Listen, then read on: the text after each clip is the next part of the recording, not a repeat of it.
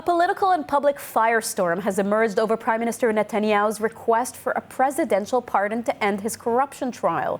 Coalition leaders have lined up in support of the Prime Minister's request, but the opposition and democracy watchdogs warn that granting the request without an admission of guilt deals a serious blow to the rule of law. More on this from ILTV's Steve Leibowitz. Prime Minister Netanyahu's pardon request to end his corruption trial has been sent to the Ministry of Justice, which will gather legal opinions before passing them to President Herzog's legal advisor. Netanyahu submitted the request yesterday, citing the national interest and arguing the trial is tearing Israel apart and needs unity. Netanyahu also cited U.S. President Trump's call to end the trial to coordinate on regional strategic issues. Coalition supporters said the pardon is badly needed. Defense Minister Katz said the pardon is essential to heal a decade of national division and allow Netanyahu to focus on Israel's complex security threats. Opposition leaders and democracy watchdogs warned that granting clemency before a verdict without an admission of guilt or political retirement would seriously undermine the rule of law and equality. Opposition leader Lapid said a pardon must include Netanyahu's immediate exit from political life. אני קורא מפה לנשיא הרצוג. אתה לא יכול לתת לו חנינה בלי הודעה באשמה, הבעת חרטה ופרישה מיידית מהחיים הפוליטיים. Protesters rallied outside President Herzog's private residence, demonstrating against Prime Minister Netanyahu's request for a pardon in his corruption trial before a verdict is reached. We're here to demonstrate and tell Bushi Herzog, the president, that we are aware that he is a weak point in our battle for democracy in Israel. What Netanyahu is asking is not for a pardon. He is asking that his trial will be completely cancelled without taking any responsibility, without paying the price for how he tore up this country and how he eventually brought to the massacre of 7 in October. President Herzog characterized the request as extraordinary, stating he will consider it seriously and responsibly. As President Herzog weighs his decision, Netanyahu once again stands at the center of a national drama, testing the limits of Israel's democracy and his own extraordinary political endurance. One of Israel's most sensitive issues is heading towards a collision course, the conscription of ultra-Orthodox Jews into the IDF. As the IDF desperately needs more recruits and Haredi rabbis continue to insist that religious studies are more important than national service, a new bill is being pushed forward to try and reach a compromise. But not everyone is happy about it. Alec Pollard reports from outside the IDF headquarters in Tel Aviv.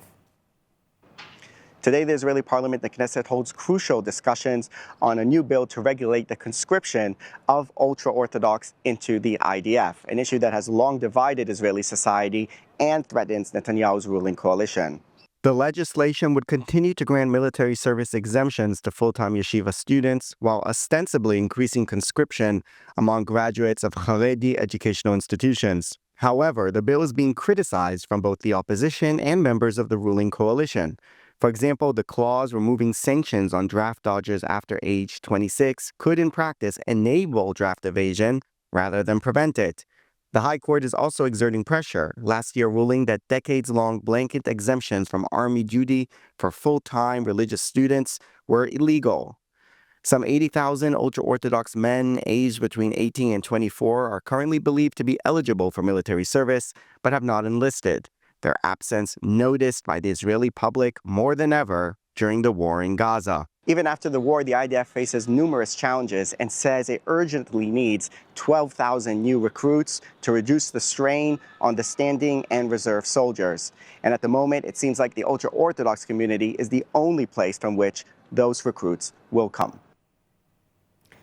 And so with mounting political and legal pressure on Prime Minister Netanyahu, his unprecedented pardon request and a deeply divisive draft exemption bill are now advancing in parallel, raising urgent questions about how he'll keep his coalition stable in the weeks ahead. Joining me now to discuss all of this is former media advisor and chief of staff to Prime Minister Netanyahu, Aviv Bushinsky. Thank you for joining. Hi, Sivan. Thank you for having me. So Netanyahu submits a pardon request. The same week, his coalition pushes a deeply controversial draft exemption bill. How significant is the timing here? I think that Netanyahu knows that he's like getting back to his back to the wall. I mean, everything is closing on him. He cannot prolong the draft bill as much as he can, and also his trial reaches its peak, and he understands that he has to solve both issues. But I think that Netanyahu, his approach, if I may say, is always to keep the balloon flying around and then to decide which path to take. And it serves in both cases. In the draft law, the bill that they're trying to form, I think that at the end of the day, Netanyahu knows that he'll have to drop it, not only because it will not pass the Supreme Court, because there are no real tangible sanctions, but also because he faces some opposition within his coalition. And as I said, it also applies to his trial. He understands that he has to perhaps either cut losses or find a solution. And when time will come, he'll decide. But now, it's the ball is at Bougie Herzog, the president's court. They'll start negotiating, and then Netanyahu will decide either to take their offer if President Herzog will amend the offer. In other words, ask Netanyahu for some things in return, or he will say that the President Herzog chickened out and decided not to take the offer, and maybe even blame President Herzog to be too much tainted to the left. So as I said, Netanyahu holds all the balloons in the air, and then when time comes, he'll decide what to do. So President Herzog called the pardon request extraordinary, given that the trial is ongoing with no verdict and no admission of guilt. Is there any realistic path for this request to actually be approved, do you think? My assumption is that Netanyahu will never admit that he did something wrong. It's against, maybe it's also against his belief. Maybe he didn't do anything wrong, but also he doesn't want to be remembered in the pages of history. And he's very, very concerned in the pages of history that in addition to in the Wikipedia, for instance, in addition to the name Benjamin Netanyahu, the one who served as prime minister more than 5,000 days, he is also admitted to do some, that he breached the law. So I don't see any case that Netanyahu would admit and will take this thing into consideration. The only thing is some kind of an exit strategy that either during this term or the next term, there'll be some kind of a termination in his prolonged service as a prime minister. This is the only solution that I can see, and I will not rule it out that Netanyahu sees that maybe he achieved the most he can do regarding the war in Gaza, Hezbollah, Iran, and the Abraham Accord are not going so positive as he expected. So maybe it's a way to fade out and not having being as convicted and tainted with his name regarding the things that he's being accused. And those are certainly a lot of things to have on his plate. But one final question. To what extent do you think President Trump is influencing this move with the pardon? I think that it's not significant at all. I think that, the country is torn apart a lot because of what Netanyahu is trying to do, and he blames the judicial system. He blames the prosecution that these allegations are false and artificial. I think that it's more to Netanyahu to decide how to address the issue. What Trump did, even though, from my understanding, it was under Netanyahu's request, it's insignificant. President Herzog will have to decide, and I don't see him decide just to terminate the trial with not forcing Netanyahu to take any act regarding this issue. I don't see it happens, and it has nothing to do with President Trump. Aviv Bushinsky, thank you very much for your input. Thank you. It's day 787 of the war in Gaza. The ceasefire is generally holding, but local clashes continue. The IDF confirms that the commander of Hamas's East Rafah battalion, his deputy, and 2 other operatives were killed yesterday after they tried to escape a tunnel complex in eastern Rafah, an area under full IDF control where dozens of Hamas fighters remain trapped underground. The 4 were spotted emerging from the tunnel and were killed by IDF troops and Air Force strikes. The army says more than 30 terror operatives have been killed in recent weeks as they attempted to flee, with another 8 captured. Hamas sources estimate 60 to 80 fighters are still holed up below the city. The army says that ground and air force strikes eliminated the battalion commander, his deputy, a company commander, and another operative identified as the son of senior Hamas official Ghazi Hamad. Israel refuses any deal that allows the fighters free passage and continues to demand Hamas disarm, a core element of President Trump's 20-point Gaza plan. The IDF believes the remaining operatives are running out of food and supplies and may be starving underground. The body of returned hostage Dror Or was finally laid to rest today at Kibbutz Be'eri. He was buried alongside his wife Yonat, who was also murdered on October 7th. Family, friends, and community members gathered for an emotional farewell as his sons Yali and Noam and his brother Elad recited the mourner's Kaddish. Dror Or was long thought to be a living hostage until intelligence revealed he had been killed on October 7th and his body was taken into Gaza. Elad Or, a central figure in the Hostage Families Forum, delivered a heartbreaking eulogy, speaking of their 38 years together and calling for leadership that will ensure such a tragedy never happens again. Dror's body was returned to Israel last week after being transferred from Hamas to the Red Cross in Gaza.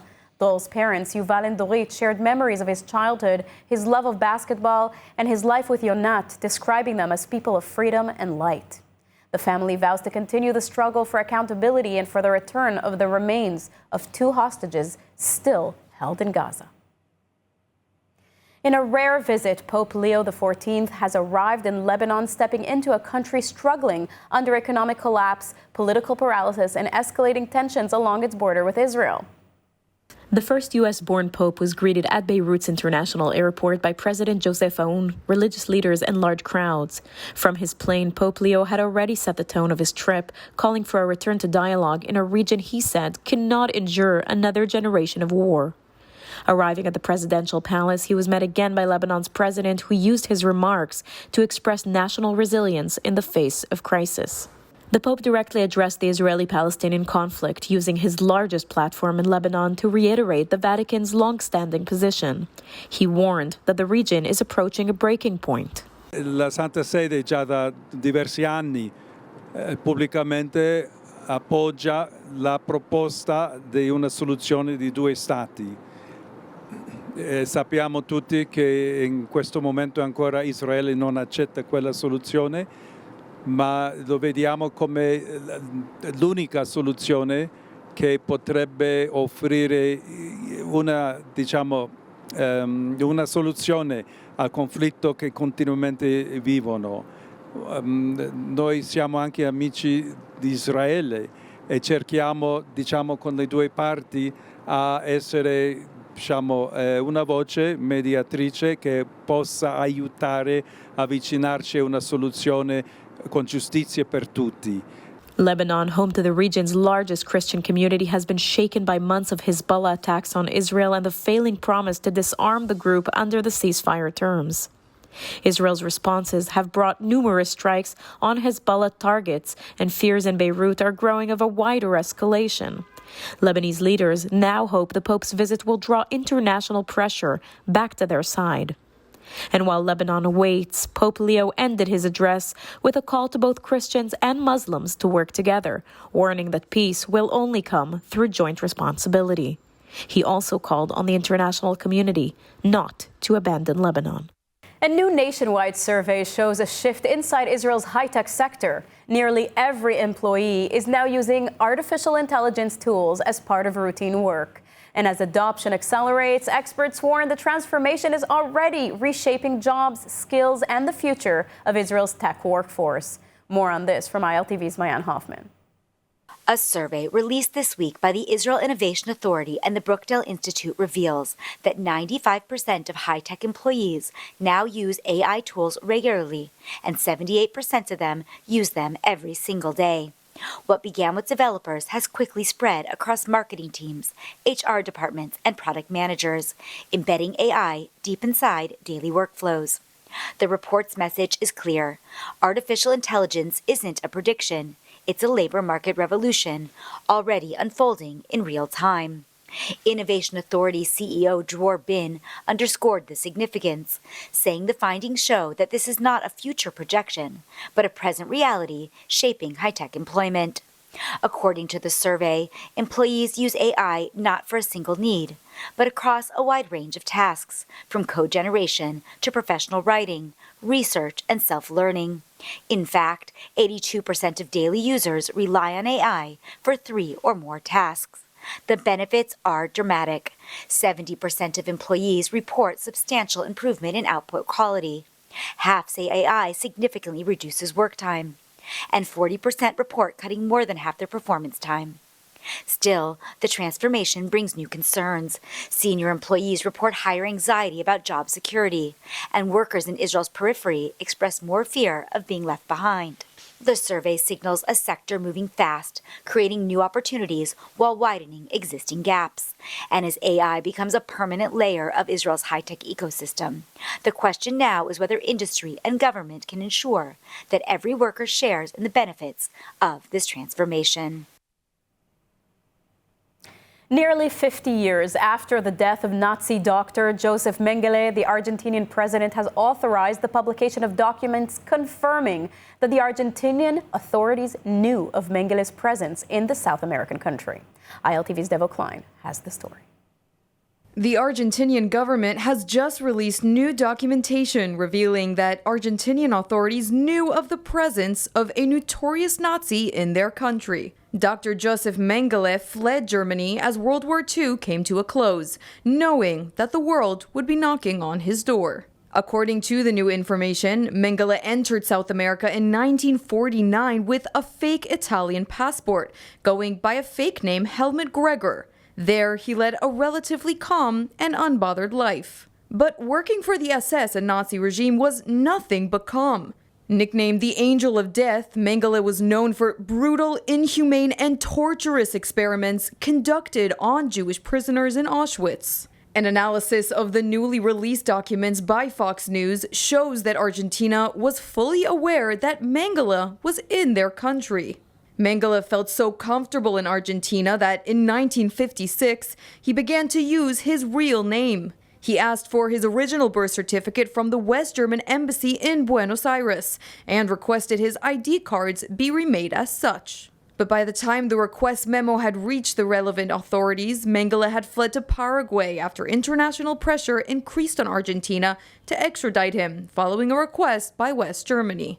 In 1960, he arrived in Brazil, where he later drowned and died in 1979, avoiding the trial and punishment he deserved and dodging what others like Eichmann had to endure, facing the Jewish state in a Jewish court. United Hatzalah, Israel's all-volunteer emergency response organization, is preparing for its Miami Gala coming up on December 17th. This year's event honors former Mossad Director Yossi Cohen, former U.S. Secretary of State Mike Pompeo, and Nova Festival survivor Bar Cooperstein. Joining us now is United Hatzalah founder Eli Beer. Thanks for joining, Eli. Thanks for having me. So, Eli, why were Yossi Cohen, Mike Pompeo, and Bar Cooperstein chosen as this year's honorees?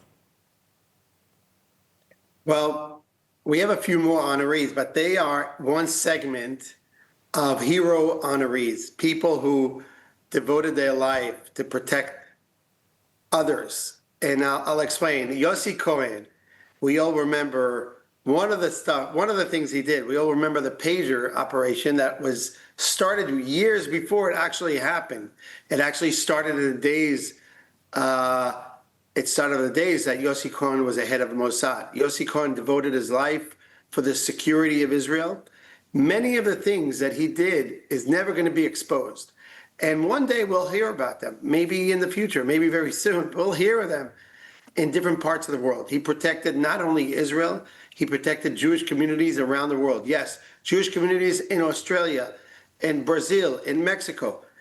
And Mike Pompeo, who I love and I'm friendly with many years, him and his wife Susan are real lovers of Israel. The essence of Judaism is recognizing the good. Hakarat Tov. Mike Pompeo did so much, of course, for America, but he did so much for Israel. He put his life for many, many years as the head of the CIA, the head of the State Department, put his life to make sure that also Israel is protected. Not only the United States is protected. It's still on the top of his mind. So I think recognizing these two heroes, Yossi Cohen and Mike Pompeo, who worked together, by the way, best friends for many, many years, and they still are best friends, together with a young boy, Bar Cooperstein. Who was a former hostage. Cooperstein, former hostage, but people only think of former hostage. He is a total hero, like a real true hero. On October 7th, he was there to protect people. He was there as a security guard. He was there as an EMT. His father, who I know for many years, Tala, was a volunteer of United Hatzalah. And 5 years ago, he was driving an ambucycle to save a 4-year-old child who was not breathing. And while he was driving to save this little girl who was not breathing, running to save her life, someone crashed into his ambucycle, the United Hatzalah ambucycle, and he was left paralyzed for the rest of his life. He cannot walk, he cannot talk. Wow. And the day of October 7th, when his son was actually in the Nova Festival saving lives, he did not run away. He stayed there. He was protecting people. He rescued people. He hit people. And then he was fighting the Hamas for hours. Eventually, he was caught by the Hamas and he was tortured for 738 days. So he, together with his two other heroes, are going to be honored in our gala. And I think it's going to be incredible, hakarat hatov, recognizing the good to all three of them. Now, you're launching a major mass casualty incident training campaign. Why now, and what are the goals of this campaign? Well, if you think about what Bar Cooperstein actually did on October 7th in the Nova Festival, he had to decide. He was one of the only EMTs there. He had to decide between hundreds of people. Who do you treat first? Who do you treat? The one who's yelling the most, or the one who has the most blood, the one who's not yelling, the one who's unconscious? We as EMTs, as paramedics, and even doctors, we need training for triage. God forbid another event like this happens, or it could be a natural disaster. It could be an earthquake. It could be a lot of different fires or many other things where people injured. We had the Meron tragedy. All these terrible incidents, you need to have training for the volunteers. We took upon ourselves that 2026 will be the year of training for mass casualty incidents. Every volunteer of ours should know what to do when he has 100 injured people in front of him. And he should know, or she should know, that who you run first, not the one who's yelling first, not the one who's that. You should know what to do. It's a very complex training. And it's not only theory, it's also actually giving them the feeling. We're going to put them in places where they have people screaming and yelling and smell of flesh and fire and noises of bombs. And that's where they're going to have the environment of training. And I think that's going to benefit Israel tremendously. Sounds really tough, but super important. And so is your work. Eli Beer, thank you so much. Thank you. Now let's take a look at the weather forecast.